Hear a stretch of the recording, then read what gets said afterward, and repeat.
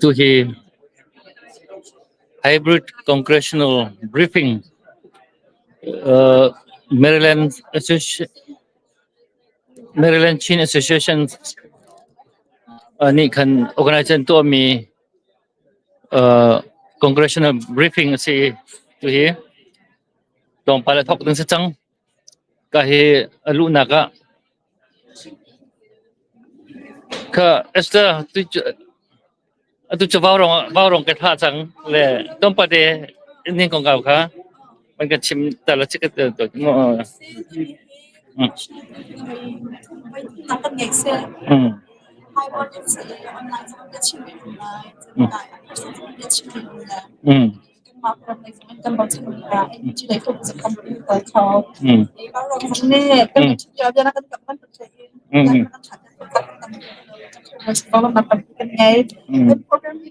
sessions na on na ke consider bola dan activity to sa kan yan sila maabot ko kan ma ko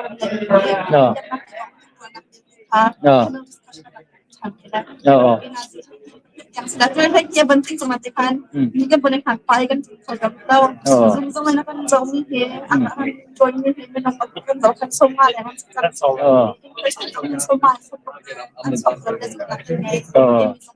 Zoom kan tak tahu kau selai mah. Aduh memang ni join kau selai mah.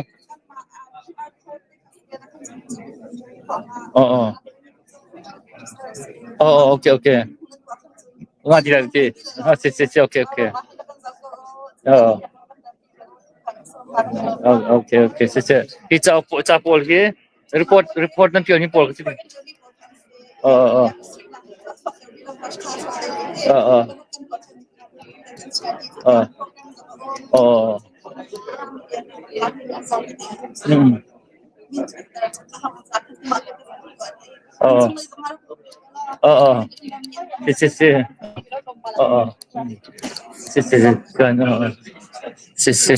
Kan ni ami pichal kan ram cha irian tuan mi pichal de popo tu anak ting itu pitum he chon mi he wanci mu zo u le doctor sorry zema ong wanci zema ong se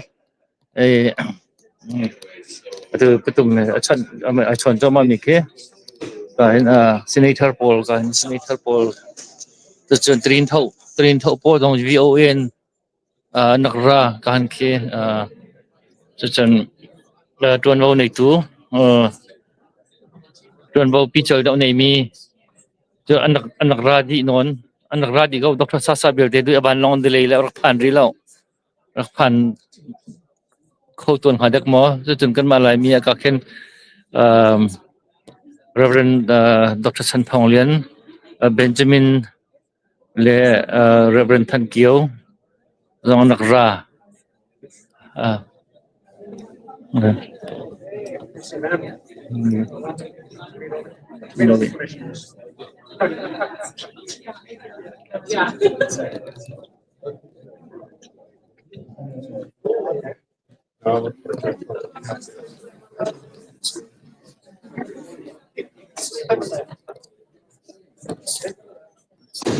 Just let me know later in the day.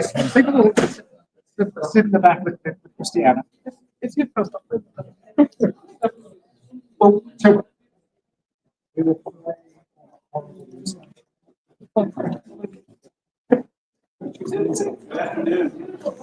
I'm Robin Scoops, coordinator of the Burma Refugee Commission and also former Associate General Secretary of the ABC USA, now retired.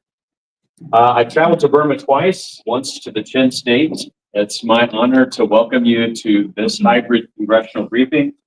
Burma, escalating human rights and religious freedom violations, targeting minority Christians here at the Dirksen Senate Office Building in Washington, D.C.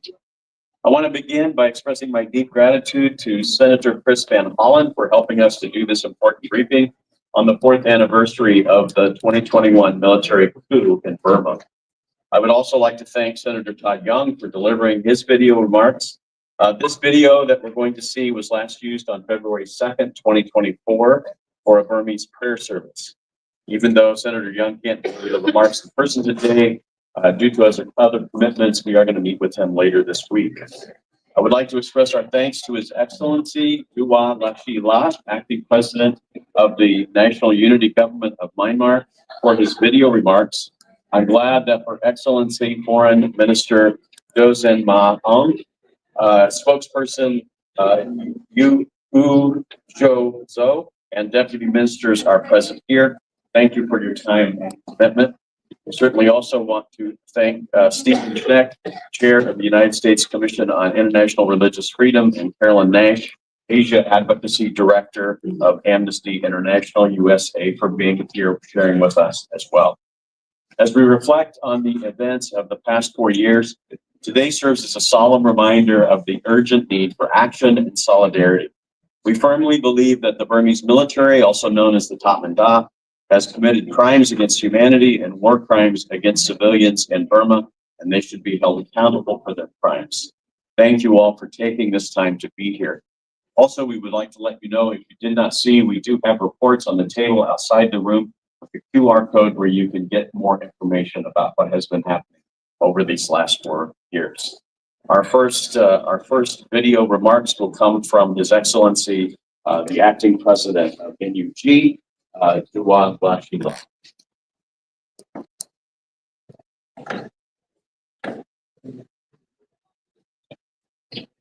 Dear senators, distinguished guests, speakers, and participants. Firstly, I would like to thank you for receiving an opportunity to address the Congressional briefing on escalating human rights and religious freedom violation in Burma. Second, I would like to take this opportunity to thank Senator Chris Van Hollen and Senator Todd Jiang for supporting this important Congressional briefing. You have been very supportive of our people's struggle for freedom, democracy, and human rights. Thirdly, I also want to thank the Chin Association of Maryland, the American Baptist Church, USA, all sponsors and participants. Religious freedom is a fundamental human right for all human beings. Unfortunately, the people of Burma, especially religious minorities in Burma, such as Christians, Hindus, and Muslims, have lost these very basic human rights for several decades under successive military regimes. I know it personally as a Kachin ethnic and a Christian. The majority of Buddhists were not spared either. Successive military regimes have brutally repressed the Buddhists and the monks who do not share the political stance and go of the military directives. It's been getting worse since February 2021 military coup.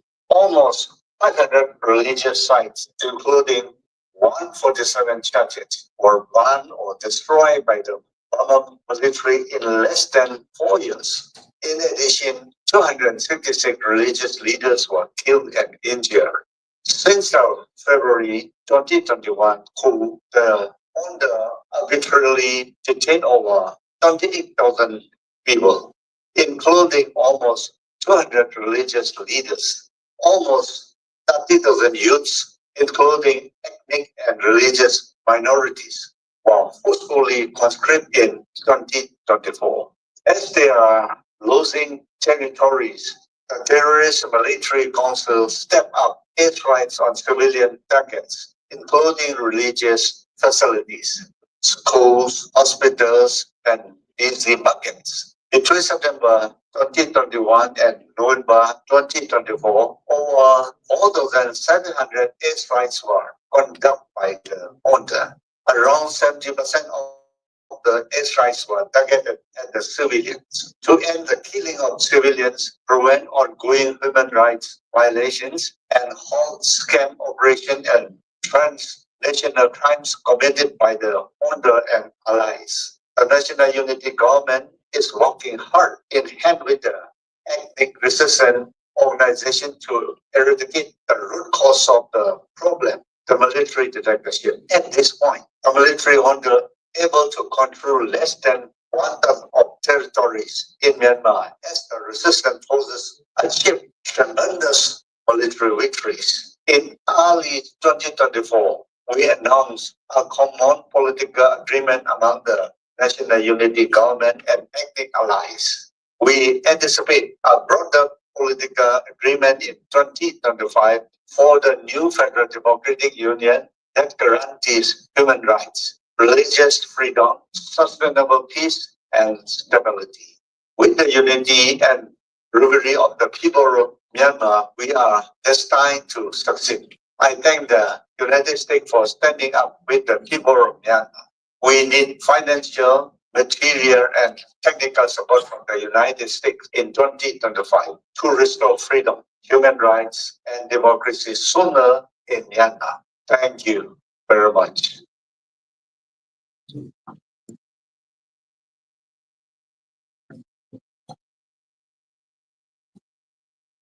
Next, we'll be hearing from Senator Chris Van Hollen. I am Chris Van Hollen, and I represent the great state of Maryland in the United States Senate. And while I regret that I cannot join you in person, I'm glad that I was able to secure this room for your briefing today. I want to thank all of you for coming to Capitol Hill, and I especially want to acknowledge the Executive Director of the Chin Association of Maryland, Zotu Umang, the Union Minister of Foreign Affairs of the National Unity Government, Da Zinmar Ung, and Chao Zhou, who is the spokesperson for the National Unity Government President. I also want to thank all of today's panelists, participants, and sponsoring organizations, including the Chin Association of Maryland, the International Campaign for Rohingya, the Burma Advocacy Group, and the Jubilee Campaign. You have all struggled and sacrificed to protect the Burmese people from terrible cruelty at the hands of the junta, the Tatmadaw. And I want you to know that I stand with you and will keep standing with you in this fight. We must not only condemn, but take more action to stop the long-standing persecution and ongoing genocide against the Rohingya people, in which the military has burned villages, raped and murdered tens of thousands, and displaced over 1 million people. We will never forget the deplorable coup of 2021 and what the junta has done with its power, a relentless campaign against their own people, especially ethnic minorities like the Chin, the Kachin, the Karen, and the Karenni have been singled out for violence. Christians have faced shocking attacks. Over 300 churches have been destroyed, and leading pastors and priests have been detained and killed. As you all know, some of the worst atrocities have been experienced by the Christians of the Chin state. History will remember that the junta has tried to eradicate their faith and their way of life. And in the face of these atrocities, history will remember who stood up and spoke out and who stayed silent. Right now, I'm working with my colleagues on both sides of the aisle to make sure that the United States redoubles its efforts to stop crimes against humanity in Burma. Here are just a few of the things that we need to do. First, we must seek accountability for the atrocities. We need to support international efforts, including the Independent Investigative Mechanism for Myanmar, the ICC's ongoing criminal investigation, and the Gambia's legal case against Myanmar in the International Court of Justice. And we must support civil society organizations inside and outside of Burma who are documenting the atrocities and protecting the victims and witnesses. We must send the Tatmadaw a clear message. You are not operating in the dark. We see what you are doing. The world is watching your every move, and we will hold you accountable for the atrocities and crimes you are committing. Second, America must support a diplomatic resolution to the ongoing fighting in the region, one that finally empowers the Burmese people to decide their own fate and future. Third, We must do more to confront the junta's #1 enabler on the international stage, the People's Republic of China, over this issue. For years, the PRC has prioritized its Belt and Road trade routes over millions of human lives in Burma and blocked the international community from effectively stepping in. We cannot allow them to do so any longer. America is the only nation that can effectively deter China in this matter, and we need to let them know that we will. To do all of this, we need to make Burma a diplomatic priority. The new administration must fully implement the provisions of the Burma Act, especially those regarding sanctions on the junta and the provision of non-lethal assistance to the resistance groups. The United States must have a special coordinator for democracy in Burma to coordinate U.S. diplomatic efforts and to interface with the United Nations, ASEAN, the PRC, and other high-level representatives on Burma. In particular, we cannot allow the junta to hold sham elections to legitimize its tyrannical rule, and we should sanction those who organize fraudulent elections. We need to do all of this and more. And we should have done more starting long ago. But the next best time to begin is now. So I'll end in the spirit I began, thanking you, all of you, for your relentless advocacy and action. Because of your courage, I know we will one day realize a world where no one in Burma lives in fear.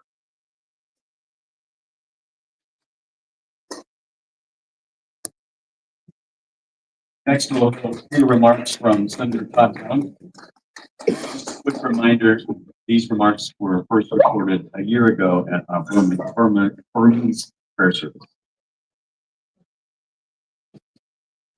Since February 2021, it's been heartbreaking to sit with fellow Hoosiers and hear how families and loved ones had their hopes and dreams for the future disrupted by the coup. Today, we remember the thousands of lives lost to violent oppression. We have not forgotten that millions of Burmese people are currently in need of humanitarian aid. I stand ready to stop those who seek to undermine the cause of peace and democracy. Burma has made great strides toward democratic governance, and while this coup is a setback, it will not be the end of the story. Since the military coup, I've been on the forefront of the United States Senate action in support of Burma's democracy, condemning the coup and calling for sanctions against senior military leaders for their gross human rights violations. Congress has taken important steps in recent years to express the need for urgent assistance to many opponents of the military government and to support accountability for the military's crimes. I believe that by working with you, my colleagues here in Washington, we can bring real help to the Burmese people and their aspirations for freedom and peace. I'm proud to stand with the people of Burma both now and in this time of crisis and in the future. Thank you and God bless.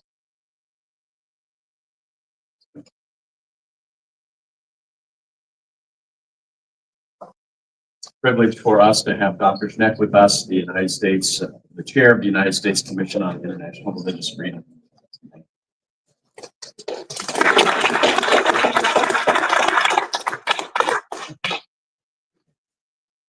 Good afternoon, everyone. I'd like to, first of all, thank the Chin Association of Maryland and the other sponsors for the invitation to be here today on this sad and solemn occasion. As you heard, my name is Stephen Schneck. I am currently serving as chair of the United States Commission on International Religious Freedom. The Commission's work is to monitor religious freedom conditions abroad. Of course, the situation in Burma is very high on our list of concerns. The Commission itself is an independent bipartisan commission established by the 1998 International Religious Freedom Act. USERF has monitored conditions in Burma since 2000. consistently recommending its designation as a country of particular concern, or CPC. This is the category of the worst of offenders of religious freedom around the world. The CPC designation is designated on the basis of systematic, ongoing, and egregious violations of religious freedom.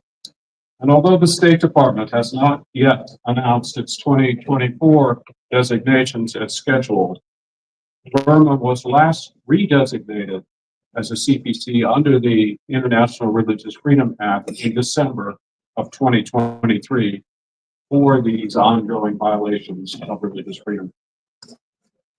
The Burmese military and its State Administration Council, or SAC, have targeted ethnic and religious minorities, including Christians, for more than 2 decades. The SAC violently targets all religious communities to maintain its grip on power and to achieve a Buddhist nationalist vision for Burma. Unfortunately, the Christian communities in Burma continue to bear the brunt of that tactic. I would like to note a few developments that USER has been particularly concerned about in recent months. Since the 2021 coup, the military has attacked more than 240 religious sites throughout the nation. In Chin State alone, over 100 churches and monasteries were destroyed, mostly from airstrikes. In May of 2024, airstrikes hit a Catholic church and a Baptist church in the town of Tangshan, forcing a parish priest and parishioners to flee into the surrounding forest. This happened shortly after the military attacked 2 churches in Mindot a month earlier. Other churches in Danyi, Kalam, Matubi also fell victim to such deliberate strikes. The scale of these attacks in the last 3 years have displaced more than 90,000 in Chin State alone, leaving them in frankly desperate conditions. USERF remains deeply concerned for those who have been detained or disappeared. These include the ethnic Chin pastor Salai E. Lalau Wee, in addition to USERF's, in a recent addition to USERF's victims list, whose religious leadership role and ethno-religious background became the grounds for his arrest. The SAC sentenced him to 10 years of imprisonment under defamation and terrorism charges. And to date, the SAC has detained and sentenced at least 14 Christians and another 113 religious persons since the coup. I want to note that USERF has consistently called out these atrocities and called out the genocide the Burmese military has committed against the predominantly Muslim Rohingya. Since the coup nearly 4 years ago, it has become clear that the failure of the international community to fully address the Rohingya crisis has enabled the Burmese military to employ similar tactics against other religious minorities, such as Chin Christians and Kaya and Zomi Catholics. As a personal note, I visited the Rohingya refugee camps in Cox's Bazar and saw the atrocious conditions there, where Muslims, not only Muslims, but Hindus and Christian refugees, as well as many Muslims, live in dire circumstances. I've met with Zomi refugees in Malaysia. In our 2024 annual report on Burma, we urged Congress and the Biden administration to fully implement the Burma Unified through Religious Military Accountability Act of 2022, generally known as the Burma Act, to better promote religious freedom in Burma, as these measures can better ensure justice and accountability mechanisms for the Rohingya and other persecuted religious minorities. The Burma Act also authorizes the United States government to engage with Burma's pro-democracy opposition, including the National Unity Government, of which we have representatives in today, and ethnic armed organizations as well. In addition, USERF has also called on the administration to work with the governments of Bangladesh, India, Indonesia, Malaysia, and Thailand to assist the refugee communities streaming from Burma today. Lastly, the United States government has sanctioned key perpetrators of human rights violations in Burma. In January of last year, the United States Department of Treasury sanctioned 2 entities closely associated with Burma's military and its foreign cronies. These actors were directly or indirectly linked to attacks and airstrikes against Christians, their houses of worship, seminaries and villages and towns of ethnic and religious minorities. As the military is increasingly losing territories in Burma, USERF looks forward to the United States Department of Treasury making more of such targeted sanctions to incapacitate this military regime. The United States government will need to coordinate its efforts with the international community to deter this military from further attacking religious minorities. The United States Commission on International Religious Freedom looks forward to a new Burma, a Burma that respects the principles of human rights, a Burma that respects religious freedom for all the people of Burma, regardless of religion, regardless of ethnicity. Please continue your vital work. It is essential for all of us to work together for those who cannot. Thank you.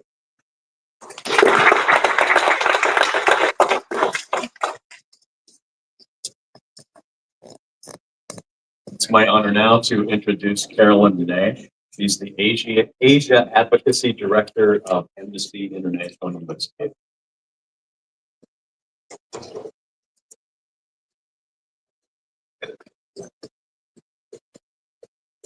Thank you so much for inviting me to speak today, and thank you to everyone who joined us.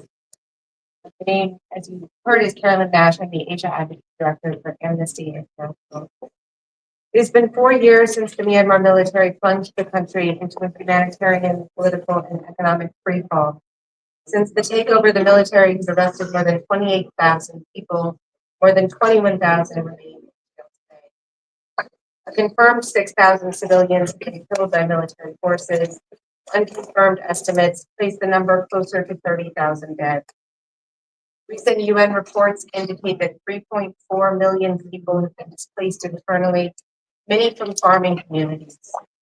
Along with a lack of access to seeds and fertilizer, a resultant part of a cratering economy, the disruptions to farming communities have placed 15.2 million people at risk of food insecurity.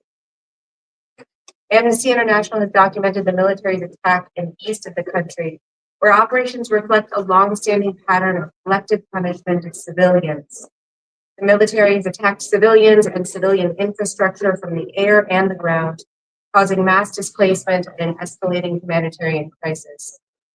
Amnesty has also documented the military's reliance on airstrikes and on jet fuel to carry out these attacks, and has further documented the failures of other countries and governments to interrupt the supply chain. In the face of waning international interest and intensifying geopolitical chaos, Myanmar people, including ethnic groups, human rights defenders, and pro-democracy activists, have rejected the military's abuses and intimidation tactics. They have persisted in a fight that very few people expected they could win or even sustain back in February 2021. Their movement predates the coup. There is a long tradition of activism, of peaceful protest, and of civilian-led resistance in Myanmar. And it has, in the past, been sustained and supported by governments and organizations around the world who believe that no one group's strength, safety, or prosperity can be entirely untethered from that of their global neighbors. It has been sustained and supported by policies that enshrine a belief in collective welfare. By the end of last year, more than 1.3 million people had fled Myanmar, making its escapees the 6th largest refugee population in the world. In response, the international community has mobilized a financial and resettlement response that is falling dangerously short of the overwhelming need. UNHCR has secured less than $180 million from donor countries, only 43% of the over $400 million they estimate is needed to address the crisis. Between 2011 and 2023, the United States admitted more than 100,000 refugees from Myanmar. But within hours of assuming office, President Trump halted America's refugee program by executive order, forcing applicants who had already been approved for resettlement to cancel travel plans. 4 years since the coup, Myanmar's crisis is no longer receiving even cursory efforts from the international community to deliver the level of political, financial, or practical support necessary to provide safety to all of its people. This has done nothing to shake the convictions or the commitment of the people's resistance to military rule. It is now up to governments, including the United States, to restore paths to safety for those displaced by harm, to fulfill obligations for support, including obligations outlined in the Burma Act, and to show up in the world in a way that demonstrates a basic understanding not only of how U.S. foreign policy reflects American humanity, but also how it reflects or undermines America's strength, credibility, and viability in an interconnected world. Thank you again for being here.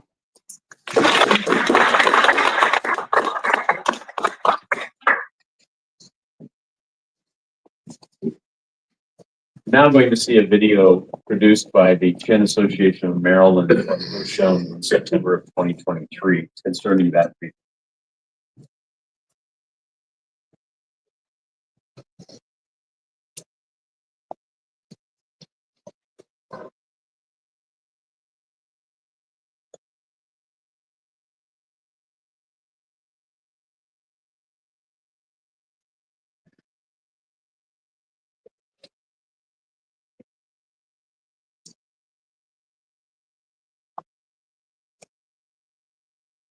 Welcome to the Congressional briefing escalating atrocities against Christians in Burma.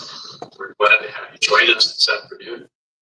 While the United States has determined that the Ramadan has been genocide against the Rohingya, this briefing aims to highlight the plight of Christians in Burma so that the international community, especially Congress and the administration, does more to hold the Ramadan as a challenge. The Burmese military is clearly now employing the same tactics against Christians that it previously deployed against predominantly Muslim religions. And because of the inaction of the international community already enabling genocide against the Rohingya community, the Burmese military clearly believes that it has a free hand to further target other religious minorities such as the Chin and Kachin Christians. And in 2022, on Christmas Eve, 30 plus people were being killed in the United States. We would like to urge again, please work and support that the US government could take actions and could determine what has been happening to the Christian community as crimes against humanity and war crimes. Successive military dictatorships have targeted Christian communities and other religious communities in Burma for decades.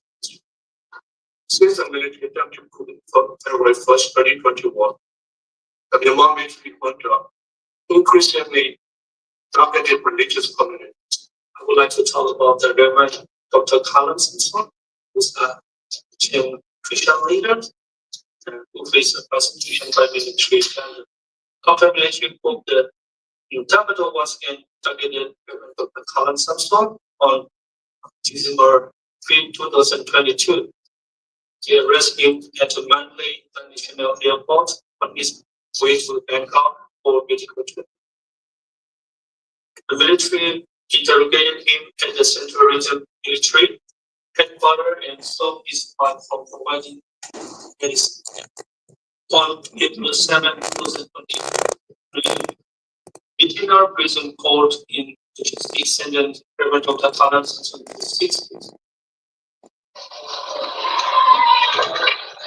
Số tiền này khẩn cấp giảm lâu là những bạn tình sự mà chúng ta tiền đi khẩn cấp là những bé những bạn ăn là chế bản là những sẽ là những cái tiêu tiền mà chúng Presbyterian อีกเรื่องเราโอเค I needed more in my town village, where the building you saw where the second body was found was my grandpa's house where I was born, where my father was born. And I'm here to speak on behalf of the villagers. About 500 of them were the total number of the village. About 300 of them were fled to one of the nearby town called Fargo, part of Missouri. And about 120 of them are strong, more able men within and the village rebuilding houses. And as you can see, most of the houses are uninhabitable, so they have to stay there and to rebuild the process. The military have also village on March 30th. United States Army is doing the duty. During that incident happened, my mom and my younger sister. When the bomb was dropped, 9 people killed instantly and 10 people were wounded. When the first bomb was dropped, 14 houses were destroyed, and on August 14th, they dropped another bomb and destroyed 20 houses and 2 churches and 1 hospital. We need accountability. We call for administrations to determine these atrocities or crimes against humanity. We call again for the US to join the EU in the sanctioning equity. Thank you.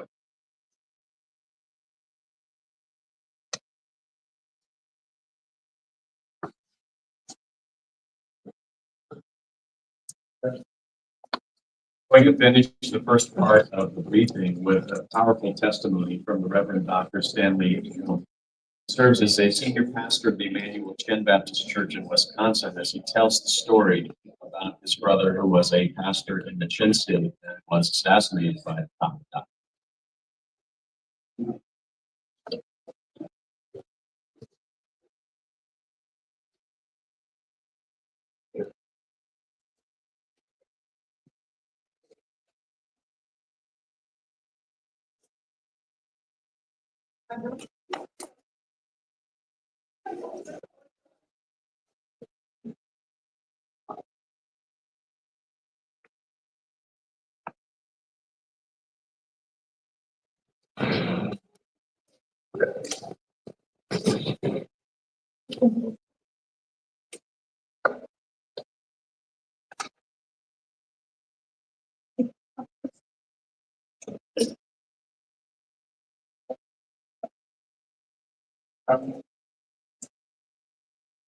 Morning, everyone.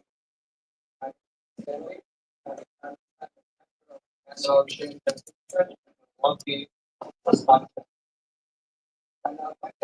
my sincere thanks to all participants, especially to the organizers.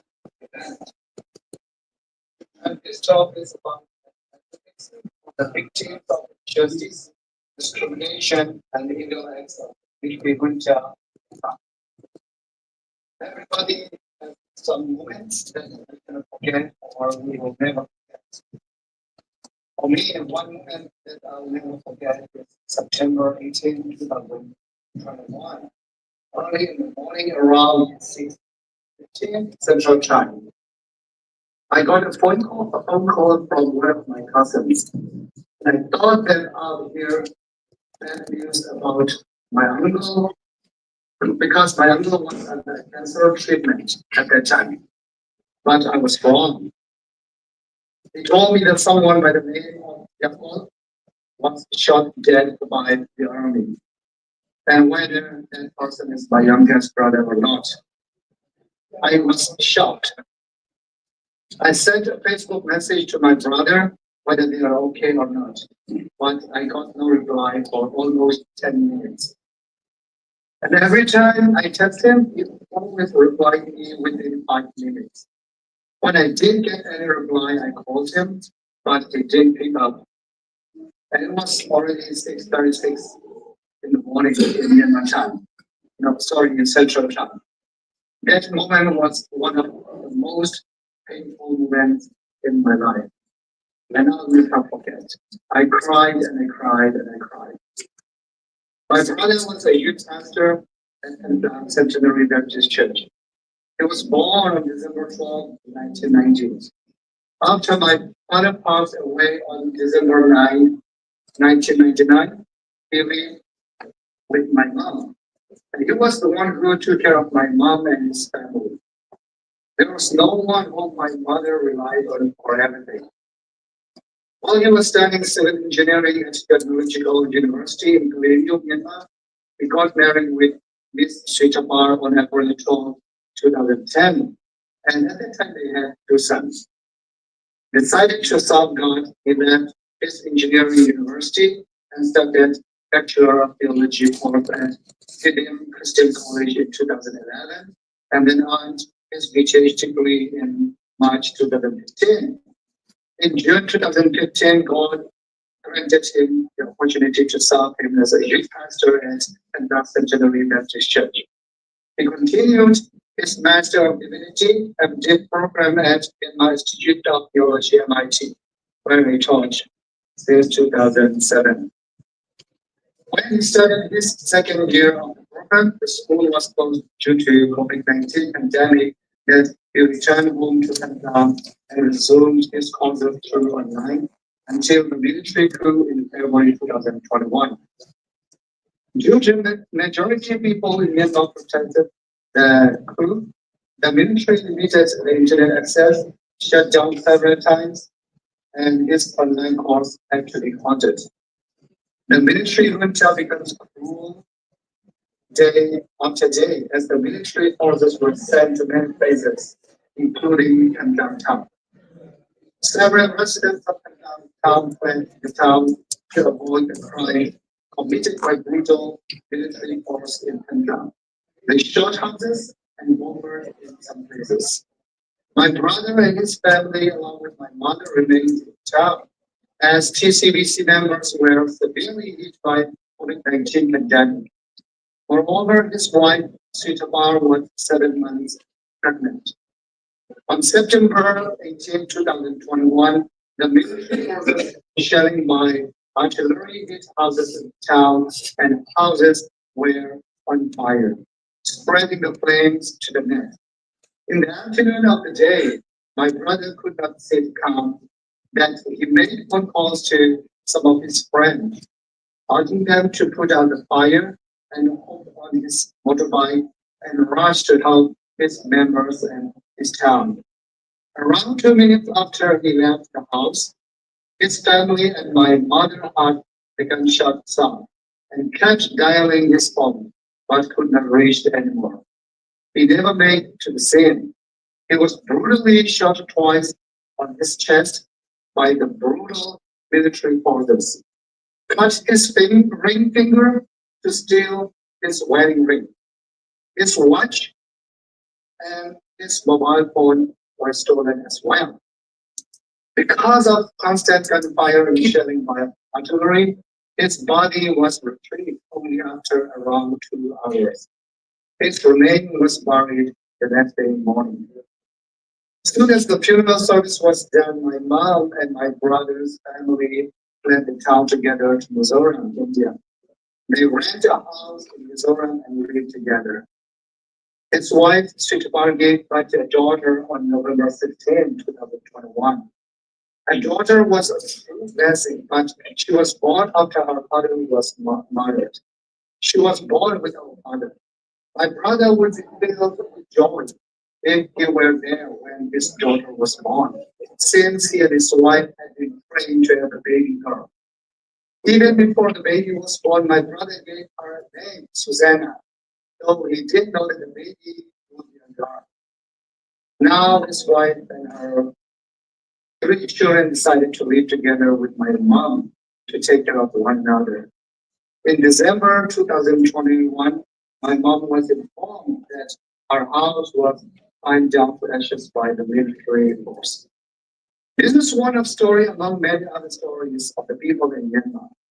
In September 2029, in September 29, 2021, 10 days after my brother was shot dead, the brutal military force shot dead another 2 civilians, Uradu and Bufamjung.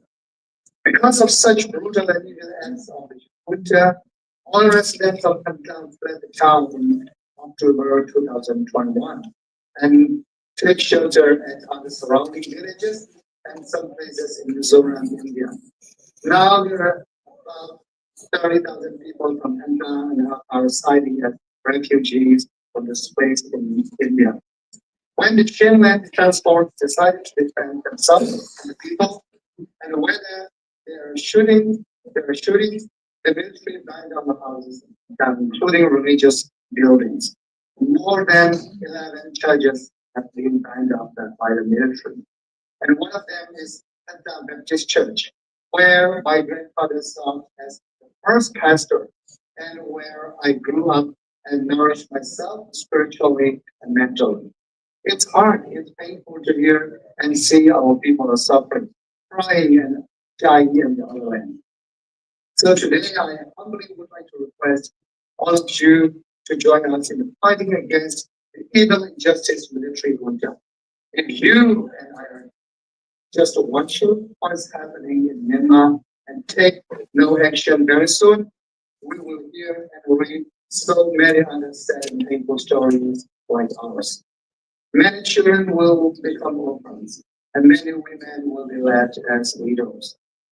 Many of our young people have sacrificed their life for the suffering people of the country.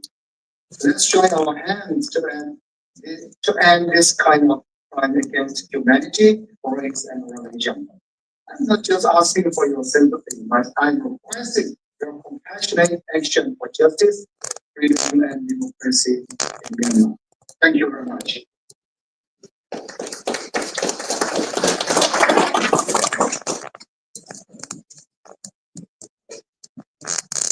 The transition now to our panel.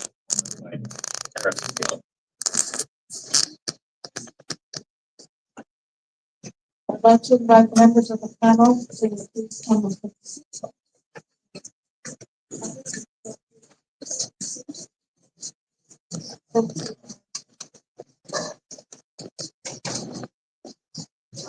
Pastor David, Father David, and Father Peter.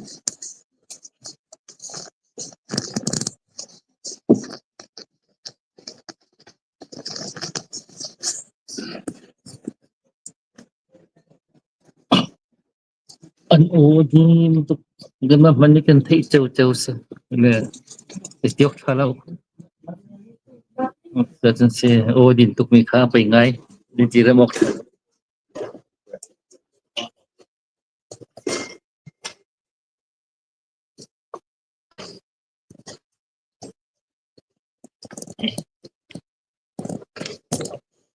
ça danse pas ensemble hein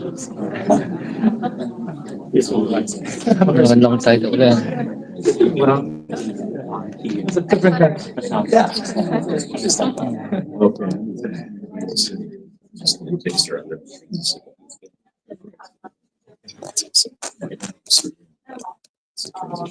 To have handout.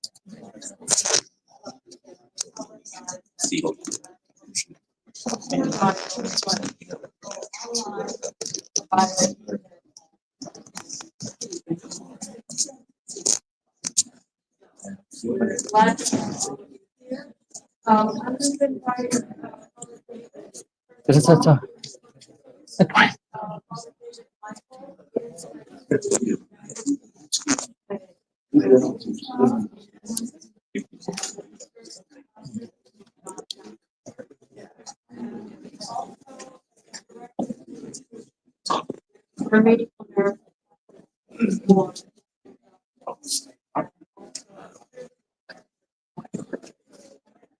anh vô trình nè khi mà mình thích có phòng bạc cái gì lâm này thì không có này là tiêu khá đâu thì They come to attend them ngay musical teacher ngay mi program se. Kaya dam ko ti.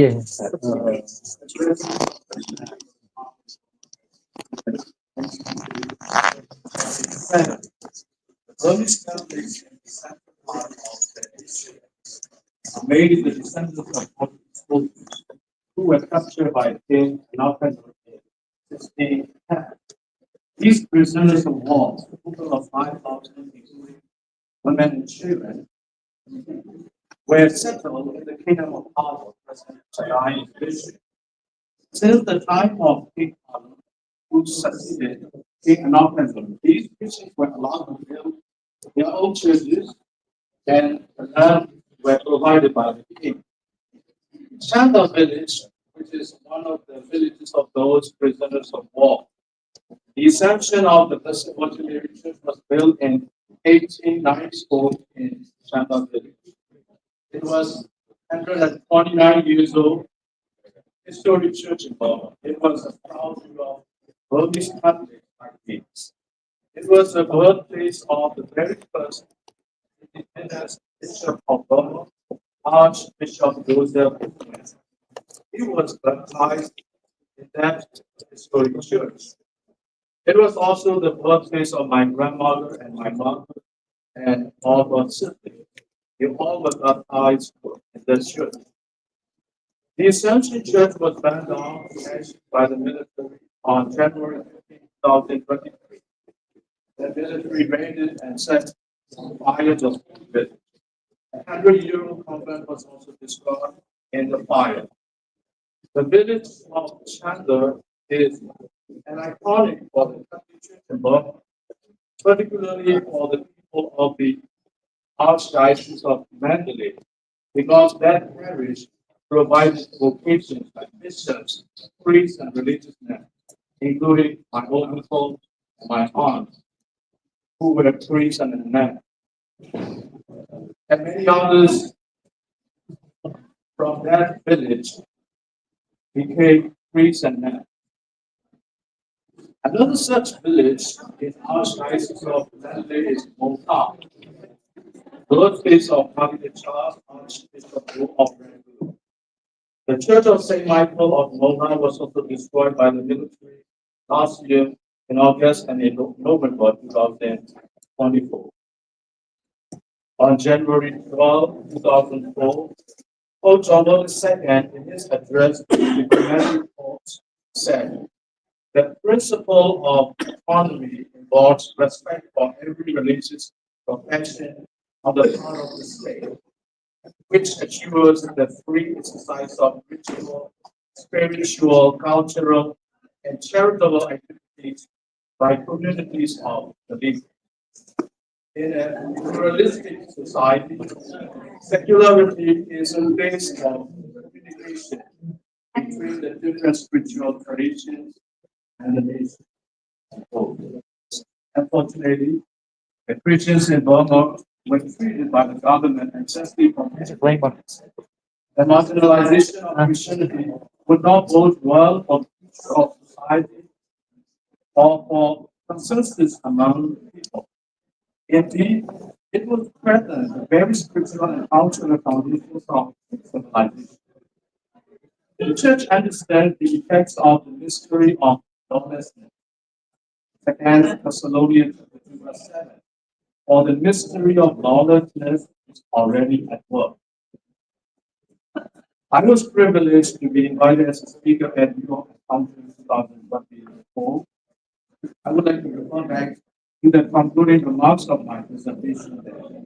So, the cry of Burma, the cry of the poor, the cry of persecuted brothers and sisters, reaching out to your heart and to your ears.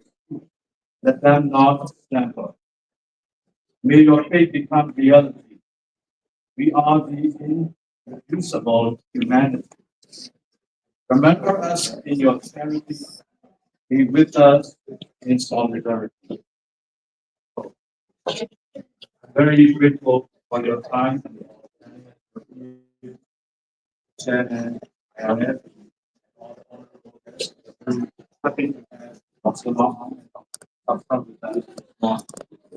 Charity is the greatest social awareness. It respects boundaries and their rights. It requires the kindness of justice and its own basis capable of it. Please use your power vested upon you by the Constitution of the United States, by the freedom of the people of the United States, and to bring justice to the suffering mankind of Burma โอ้ก็ดี with all your strength. Thank you very much.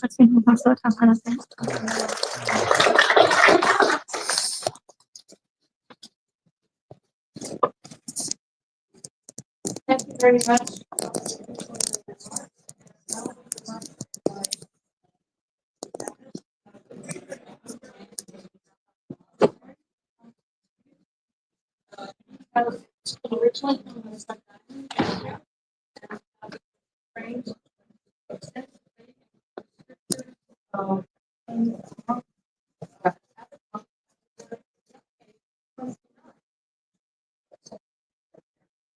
And he's currently at the monastery. So I'd like to. And we'll.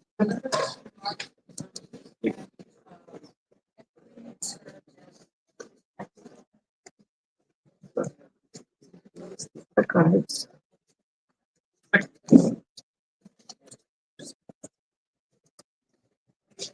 အလုံးမင်္ဂလာပါ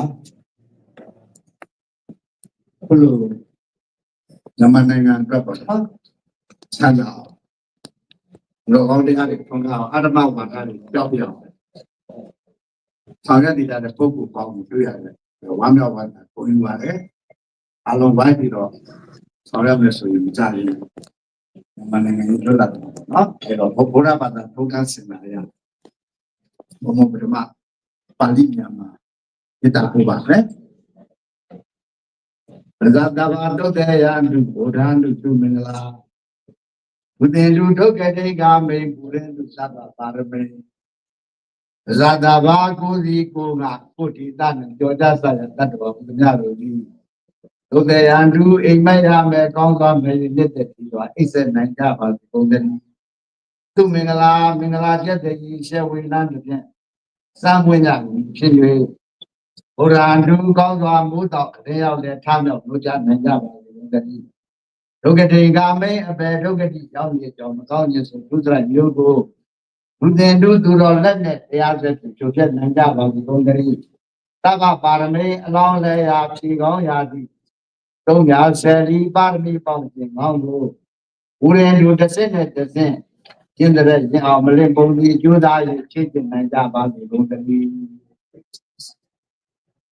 ဒါသာရဲ့အိဗေရအာလုံးချမ်းသာတာအိစက်နိုင်ကြပါလေတဲ့အိမ်မကောင်းကောင်းပဲပြီးတော့လောကောင်းတရားတွေကျင့်သုံးနိုင်ကြပါလေအတ္တမဝါဒတွေကိုလောကောင်းတရားနဲ့အောင်မြင်အောင်ဆောင်ရွက်နိုင်ကြပါလေလို့ဒါဘုရားမြတ်တာပေါ့နော်ခုမြန်မာနိုင်ငံမှာတော့အလုံးဒုက္ခရောက်နေတာအလုံးဒီပေါ့နော်တိုင်းတဲ့ဒီနဲ့ဒီလူနော်ဒီရောမျိုးအကြံပေါ့နော်အိတ်ကောင်းခြင်းမေးရစားကောင်းခြင်းမေးရဒီလည်းသူညွှန်ပွဲပြီးတော့ဒီတဲ့လူကသေးဖန်စီခံရတဲ့လူကဖန်စီခံရနော်နိုင်ငံကောင်းဆောင်တွေလည်းအကုန်လုံးဖန်ခံရပေါ့နော်အလုံးပညာရေးလည်းမရှိတမ်းမာရေးလည်းမရှိဘီလည်းမရှိရေးလည်းမရှိဘာမှမရှိဘူးပေါ့နော်အဲ့တော့အဲ့ဒါဒုက္ခရောက်နေတာတွေ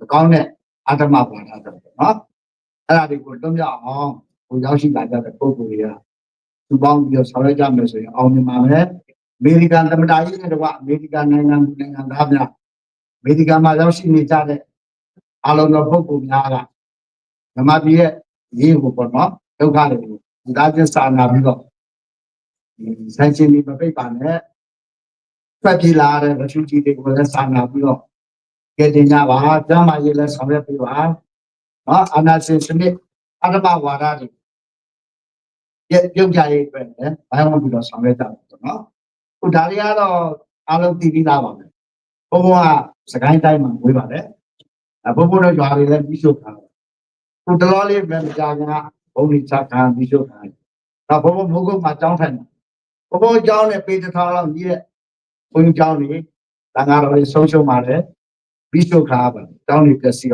Yak with the matter. Don't down up or not. Yin the king don't take or not. It to do that. And not. And I go, why all be the sun up here? Medica, so I never got. Allo or not. You do a gondia. You don't carry a dummy arm. Uni Saga Pitaba. Upon the Gala, city with Madonna. Allo and you that. What a Bulara Pasa, my partner. I'm in love with Jordan. So by and me. No, then I never enjoyed. Who you want to wear that? You know you but don't know that. Then you do it again. Huh? You buy a look at it. Oh, then you do it now. Viva. I don't need you in it. No, I don't have Malo in the Pogura, Mani Mardi. A man, they are the center of the load in the Pogura sales on the money. And I'm about 3 kilos. Nobody. Ono ngenge sa nya ba mara pura mi ma kana ko sia ro yi ma ta ka sin leပုံmi pa ba koချက်ပြီးတော့ဒီတော့ကလူမတရားအကြာကြီးပေါ့နော်တတ်တော်ရရဲ့အသက်ကိုတိုက်စားတယ်နောက်ဆုံးသူမစွမ်းနိုင်တော့မာရီဖြစ်တဲ့တူးနေအဲ့ဒီတမ်းမှသူကဘာလဲဆိုတော့ကျွေးတွေလက်ကောက်တွေဆွဲကြိုးတွေပြပြီးတော့အတက်ကြီးပြီတဲ့နော်တာဝေကရပါပြီတဲ့ဒီမှာလာပြီးတော့ယူကြပါတဲ့သူကမဖမ်းနိုင်တော့ဘူးလေတချို့ကလည်းအဟုတ်မှပြီးတော့သွားယူတဲ့ခါဆိုလို့ရှိရင်ပါလေအဲ့မှာလည်းကိုဖက်ပြီးတော့စားတယ်ခုလည်းမြန်မာပြည်အေးကဒီလိုဖြစ်နေပေါင်းဟာအနာလိမ့်တဲ့ဒါဒိန်းပြည့်သွားပြီအဲ့တော့တိုင်းရင်းသားအားလုံးပေါ့နော်ချင်းတွေပါဝင်တိုင်းတွေပါဝင်အားလုံးတိုင်းနဲ့ဒီနဲ့ဒီကဘာမှလည်းမရှိဘူးဗမာပြည်သူပြည်သားတွေကအားလုံးမေတ္တာတရားနဲ့ပဲကိုယ်ဆန္ဒကိုပေါ်လို့ဒါကိုအကြမ်းဖက်နေခါတယ်တတ်ဖြတ်ခါတယ်အဲ့တော့အဲ့ဒီဒုက္ခတွေကိုစာနာပြီးတော့ပုဂ္ဂိုလ်ရေးရဘယ်သူမှမပေါ်ဘူးပါနော်သူတော်ကောင်းတရားကိုထွန်းကားပါပြီဘဝသူကဘာသာငြိမ်းချမ်းပါပြီဆိုတဲ့ဆန္ဒပဲရှိပါတယ်နော်အဲ့တော့ကြားနေစင်းရဲ့စကားကိုပြောမှလည်းအားလုံးဟာဒီညာတက်ကြွနဲ့ကိုလုံနိုင်တဲ့တာဝန်ကိုကိုထမ်းဆောင်ပြီးတော့လုပ်မယ်ဆိုရင်အောင်မြင်ပါဇွန်ဘာရောအနီးလွန်တဲ့နိုင်တဲ့ဘင်းကျုံနေပြီကိုရွေးတွန်းပေးကြပါဒီလုံးရွေးမတွန်းနိုင်ဘူးလားဒါကူတွန်းနေရွေးနိုင်ပါဘူးနော်အားလုံးဝါသူကဘာသားတွေတမချမ်းသာကြပါပြီအမေရိကန်နိုင်ငံအမေရိကန်ပြည်တော်စုသမ္မတနိုင်ငံတော်ကြီးနဲ့တကွဝါသူကဘာသားတွေငြိမ်းချမ်းပါပြီဓမ္မပြည်သူပြည်သားတွေလည်းရောက်ဆဲဒုက္ခမှာသွန်ပြောက်ပြီးတော့ဓမ္မပြည်ကဘာအတယ်မှာတက်တယ်တဲ့နိုင်ငံတော်ကြီးတနိုင်ငံဖြစ်အောင်ဆောင်ရွက်တာပါမဆိခံရတဲ့ဒေါ်စားစုကြည်နဲ့တကွအားလုံးလုံမြောက်ကြပါစေပြည်သူပြည်သားတွေလည်းလုံမြောက်ကြပါစေလို့ဆန္ဒပြုရင်းနဲ့ဘုံဘုံရဲ့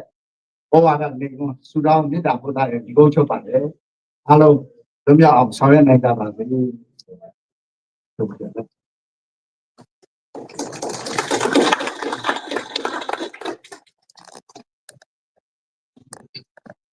Hello, good afternoon, everybody. My name is Ikrima. I'm a secretary of Burma American Buddhist Association in the East Coast of the United States of America. I'm assisting Mogul Seattle today. Thank you so much for everybody who joining here today. And thank you so much for giving us an opportunity to address the human rights matters in Myanmar. It is a privilege to address the religious freedom of Myanmar. So we would like to request continue to help financial aid, education, and healthcare for Myanmar. And I would like to express thank you so much for the senators and whoever helping us for Myanmar. And Seattle trying to express like we need help from the U.S. government. So please help us. We are hoping for working together, and we really need support from the U.S. government. We are praying for Myanmar, United States, and the whole world, especially who suffer because of war, disaster, all the tragic incident victims around the world. We are hoping for peace, love, kindness, and humanity. So we will work together for the better for the Myanmar. Hopefully, we'll work out. God bless Myanmar. God bless United States of America, and God bless the whole world. We need love and peace. Thank you.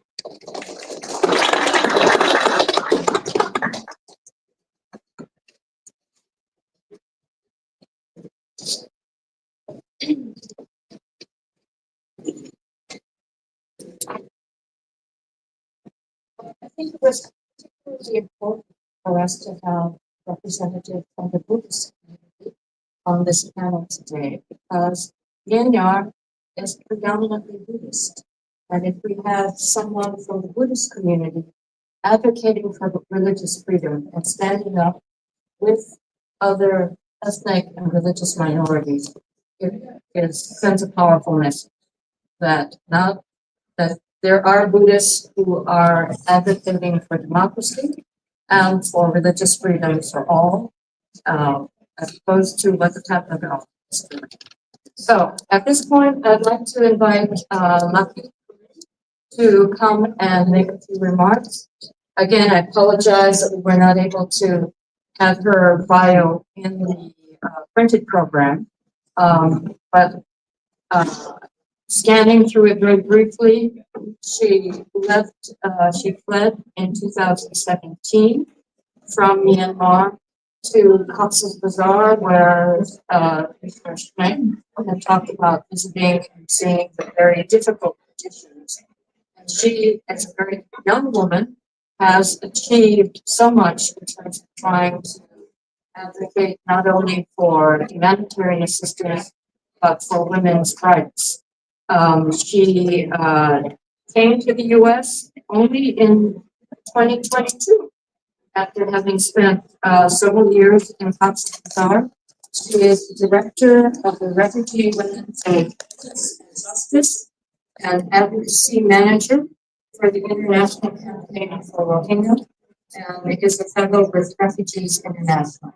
So, forward to you.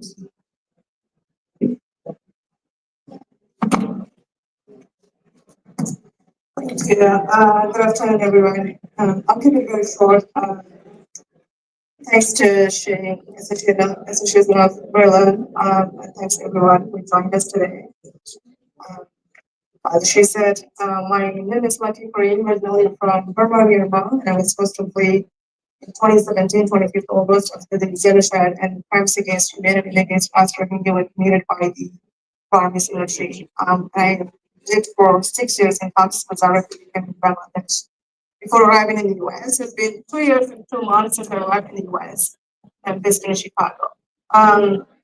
We all know the situation in Rakhine State and the whole overall for every ethnic minorities in Burma. But I think the few important points is, even though I belong to the Rohingya community, I was a minority in Rakhine State. I think the religious freedom and the situations for almost every ethnic minority in the country is going to be a similar way, in another way. Every one of us, the Shia community, the Korean community, the Christian community, within us, Rohingya Muslim, have gone through this similar situation for the biggest so far. So I think it is the collective failures of us and the national community to respond to some of those needs in Myanmar, especially for the minorities and tax civilians in the country from all this violence and crimes for decades long. I mean, this is actually the time for us to respond to this. We've done so much already from different organizations, government, individually, and collectively.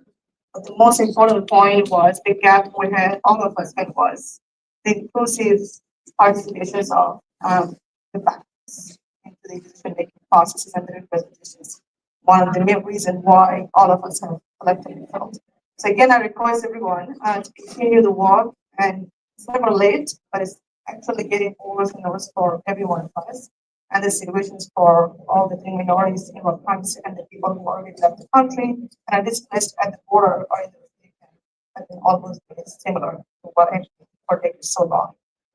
So the support from both U.S. government officials, also community donor countries, and of course policymakers, scientists, society, individuals, and human rights activists equally important.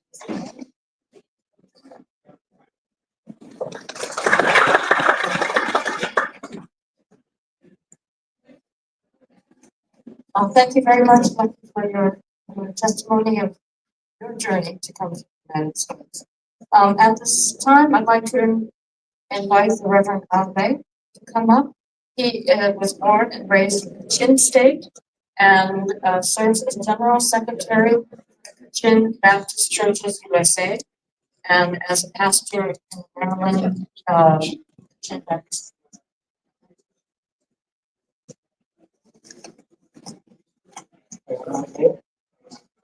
Also, Maryland is from Baptist Church and was for the University. I used to listen about the Dr. Tommy Samson. He was prison for 6 years, but now he's released from the prison to the fellow international community. Thanks for the good.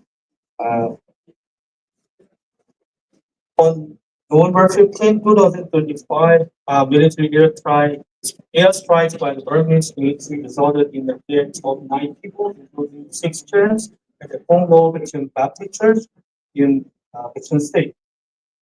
This attack targeted at the church compound where 20 families were residing. Additionally, 11 people were wounded and required treatment at Lystra Hospital. Earlier on October 27, the Burma Army dropped bombs on Sindhi Christian Baptist Church around 9:45 p.m. local time in the northern Shan State. The Burmese military has attacked other minority Christian churches. As a result,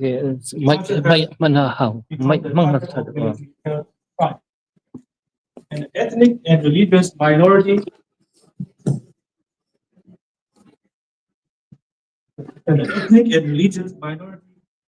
Christian people have faced persecution for many years. There are more than 100,000 internally displaced people in the Kachin and the Shan states. The Kachin community is no stranger to atrocity, and the brutal action of Burmese military are threatening Christians in Burma. The military systematically oppressed Christians in Burma, conducting regular attack on civilians. For instance, on October 9, 2023, the military bombed the Moonlight camp for internally displaced people, killing 29 civilians and injured 60, including 11 children. According to the Christian Baptist Convention HEG report,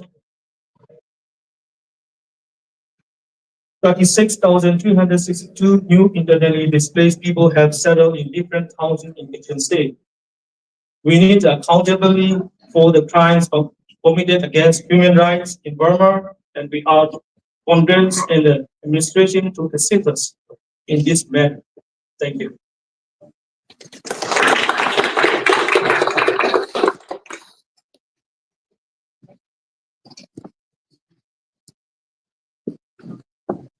Now I'd like to invite Father Peter Dedi, who is originally from Karenni State. So we have Chin, Mandalay, and Karenni State involved here.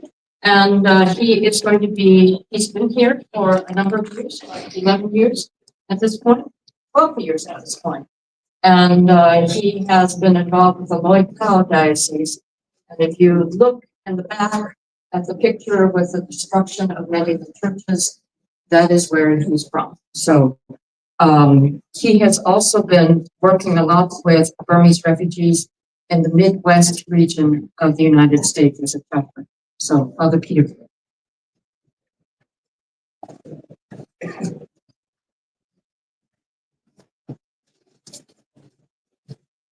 Good afternoon, everyone. As I was introduced, my name is Peter Didi, born and raised in Puso, a village located about 6 miles from Mosul. If we remember, where 31 people were tragically burned alive on December 25th, 2021. Puso is situated about 20 miles from Boyko, the capital of Karenni State of Gaya State, and serves as a key point for travel west or southwest within the state. The news about Puso situation of Gaya State hardly made news. I'm grateful to Amnesty International USA for mentioning the situation in Karenni State. Since 1962, Puso has been a target of the military junta, with the situation intensifying following the 1988 student uprising. The military's brutal tactics escalated further in 1990 and 1992 when they implemented the four-cut strategy in the western region of Gaya State, affecting Puso and Mosul Township. I'm intimately familiar with what it means to flee from soldiers. I lived through the agony of constructing bomb shelters, as each night brought the terrifying sound of heavy and light artillery. The gunshots became so frequent that they become like lullabies for our children. Because when the children heard the gunshots, they have to stay quiet. In 1990, our lives were upended as the military confiscated the parish compound to establish a military base. For us Christians, Christmas celebrations were not allowed by then. Christmas celebrations were prohibited for so many years. And even when allowed, they came with strict permits and limitations. Many men were arrested by soldiers and never returned. As of 2024 census, Gaya State or Karenni State has a population of approximately 350,000, with around 100,000 Christians. Over 9,000 are Catholics, and the remainder follow Buddhism, Islam, or nature worship. As we are so familiar, since May 2021, 1/3 of the entire population has been displaced. Tragically, this displacement is nothing new. Over 2/3 of the population has been on the run since November 1st, 2021. Displacement brings unimaginable hardships. It means a lack of stable education and healthcare, and the uncertainty of where the next meal will come from. It means seeing the face of hungry children, heartbreaking sight that never ends. The Boyko Diocese, founded in 1989, has always been under military surveillance. During the 1990 and 1992 periods, the military carried out their four-cut strategy in Christian areas, displacing many to the island border and eventually to third countries. Despite this, the diocese has remained resilient and committed to caring for internally displaced people, IDPs, which has drawn the military junta's attention and led to further violence. According to the latest updates from Progressive Karenni People Force, there has been 536 civilian deaths, 54 religious buildings, including churches and convents, bombed and shelled, and 2,800 houses destroyed and damaged. Between 2021 to 2024, remote parish churches such as Semitic Church, you can see the picture at the back there, in Danyuku, Sacred Heart Church in Kayantaya, were targeted and destroyed by the militaries. The violence continued, especially on November 26th. The military soldiers forcibly occupied the pastoral center and Christ the King Catholic Church in Whitehall, further escalating the sufferings of the community. Indeed, the military junta has shown a calculated approach in its attacks, striking where it hurt most, like the churches, schools, and homes. They do this to cause the deepest pain. We need to stop this violence. I believe the atrocities against the people of Burma constitutes crimes against humanity. So I'm asking the Congress and the administration to help us. We want freedom of religion in Burma. We need your help. Thank you so much. God bless you and God bless everyone. God bless.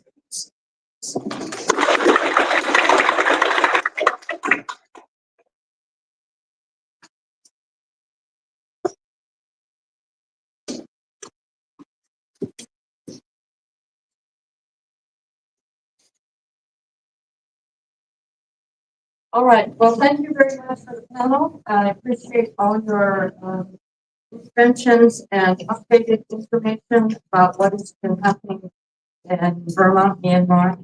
And we appreciate all of your continued advocacy and attention and trying to highlight what is happening there so that the U.S. government and the international donors can better respond. At this point, I'd like to invite Dawson Mahong, the Foreign Minister of the National Unity Government of Myanmar, to come and give a few comments. So, Doesn't matter. It's like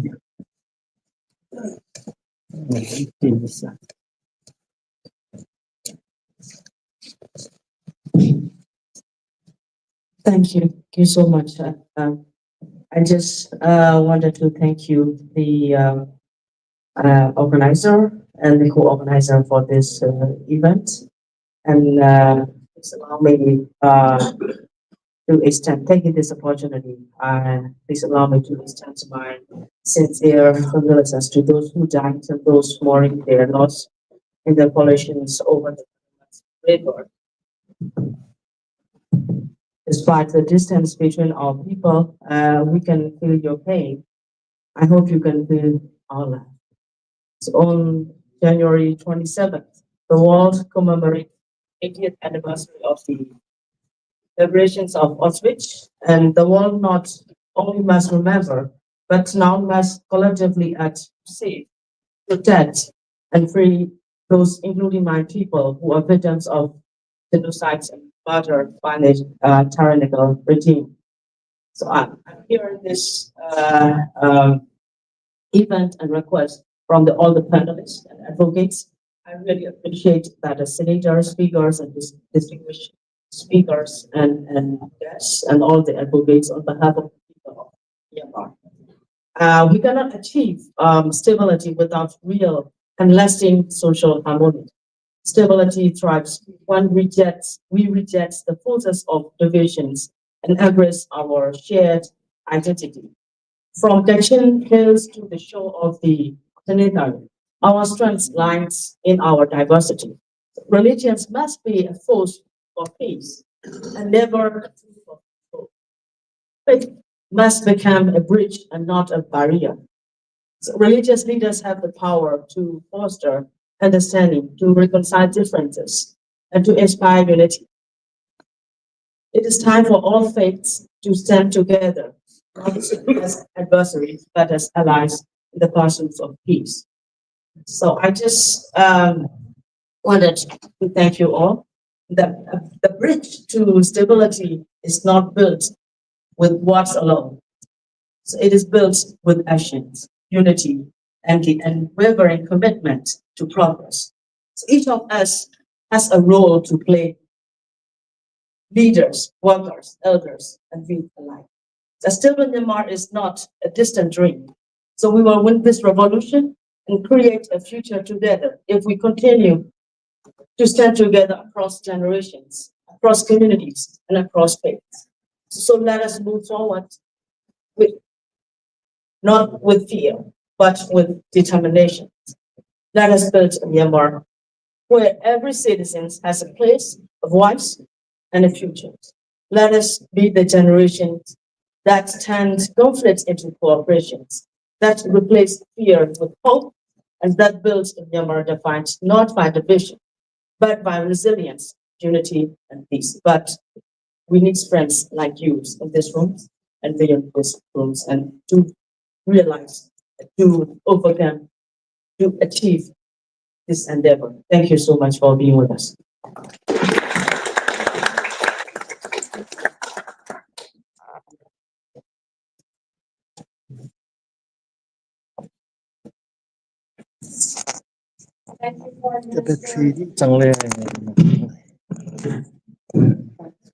Thank you, Foreign Minister, for your inspiring words about building bridges and using faith as a way to build bridges. At this time, Zo Tum, who is the Executive Director of the Chin Association of Maryland, will give concluding remarks.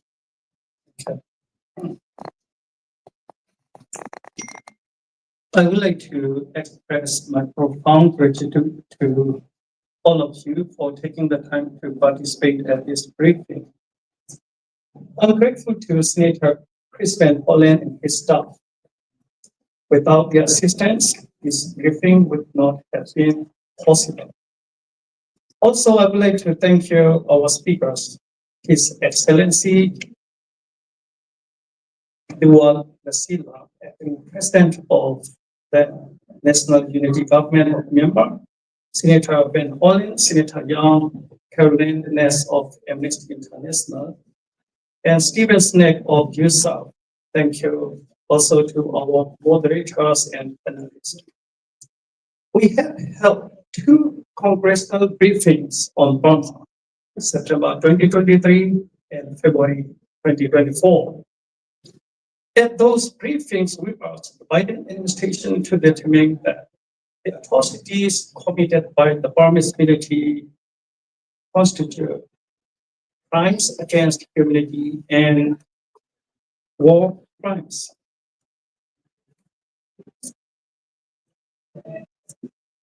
I am urging the Trump administration and the Congress to make a determination on these crimes. Doing so will demonstrate that the US stands firmly with the people of Burma. I believe that the determination will also de-escalate and even deter the tumultuous violence against civilians. And the perpetrators must be held accountable.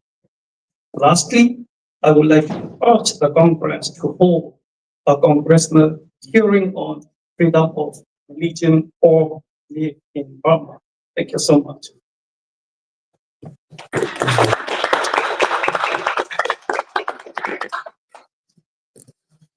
Thank you all for coming. We have of the acting president of the National Unity Government's remarks, which I will put on the table here for those of you who would like to take a copy of the remarks.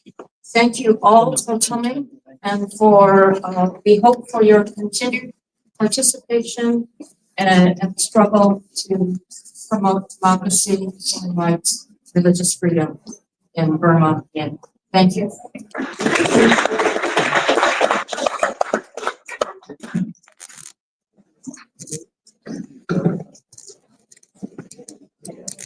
So